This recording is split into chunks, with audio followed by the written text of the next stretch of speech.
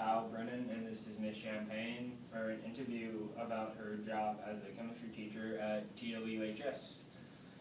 Miss Champagne, what do workers in this career do? Well, I'm a chemistry teacher, therefore I teach chemistry. I have to, prepare lessons and prepare labs and tutor kids before and after school and just kind of make sure everybody is understanding what's going on in the class. How is chemistry used in this career? Well, I pretty much use chemistry every day since I teach chemistry and all. So I have a set curriculum that's given to us by the district, and so we have to follow that. We have to teach set material that they're gonna be tested on. And so I just pretty much figure out how I want to teach that material. And so, but it's all chemistry, obviously, since that's what it is. What are the working conditions, hours, stress settings, hazards? Okay, well, we're required to be here from 7 until 3, but usually I get here closer to 6:15, leave closer to 4:30-ish, depending on how many people are interviewing me after school. The setting, well, I've got my lovely classroom here that I've kind of made my home away from home over the past 10 years. And dry school, we just wear normal, work clothes, except on Fridays we get to wear blue jeans with our spirit shirts. And hazards, well, I would say that there are definitely certain students who create more hazards than others. I work with dangerous chemicals and fire and things, so I have to be concerned not only for my own safety in making the lab, but for the safety of all my students who are doing the lab. So I have to be kind of watching them constantly, making sure they're all wearing their safety goggles and they're doing the lab the way they're supposed to, and they're not fooling around and doing other things. So lots of hazards in this particular job, but luckily I've never really had a major accident. What training or education do you have to get?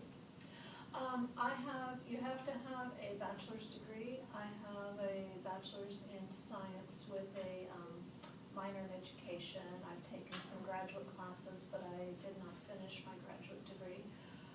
We have to do some training pretty much every year. We have to do a certain number of hours of outside training beyond our normal education we have.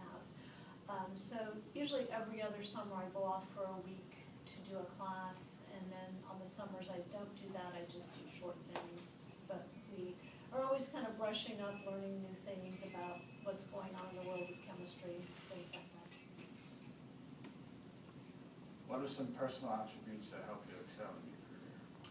I would say first you have to be very patient, because you're dealing with a lot of high school kids who often do really stupid things, and you've got to be patient with them. You've got to be patient because I'm teaching the same thing 2 days straight, 3 times a day, and so by the last time I teach it, sometimes I really don't want to do it anymore, but I have to. So I have to be patient with hearing the same questions over and over and over again, that by the time I get to the last class, I know exactly what questions they're going to ask in advance almost. They raise their hand, I know. So I have to be patient and answer it as if I've never heard that question before. And that's sometimes a tough thing to do. You also have to be creative, because sometimes you have to figure out a new way to explain something because somebody didn't get it one way. They're looking at you totally blank, and so you've got to figure out, okay, how can I get them to understand it? What can I say differently about it? You should probably also have a good sense of humor, because again, you're working with idiots sometimes, and the kids do stupid, crazy things sometimes, or if you can't laugh about it, you're not having any fun, and I like to have fun, so I like to be able to just laugh everything off and not take a lot of the nonsense too seriously, and just enjoy myself and have fun. You gotta like being around teenagers. If you don't like being around teenagers, you have no business teaching high school. That's understandable. What are some companies that hire people? Okay, you could work for any school district through the state. In pretty much any state. I worked in Florida before I worked here.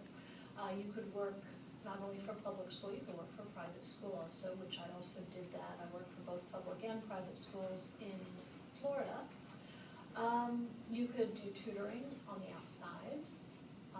You could do that in addition to teaching or instead of teaching, or if you retire and still want to stay in it, you could do substitute teaching at that point.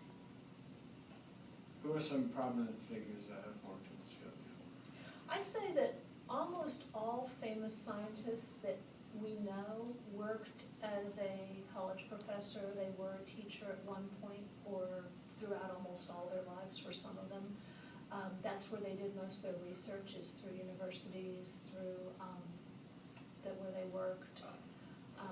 So teaching has been a primary occupation for almost all major scientists. I would also say that you can have someone who is in, say, the public education field, like, say, Bill Nye, the science guy, who everybody's heard of, and he's actually turned a lot of kids on to science by doing that.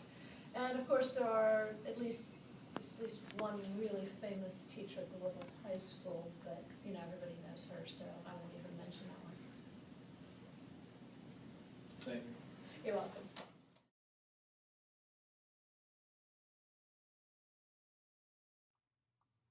Bill Nye the Science Guy. Bill Nye the Science Guy. Bill Nye Bill Nye the Science Guy.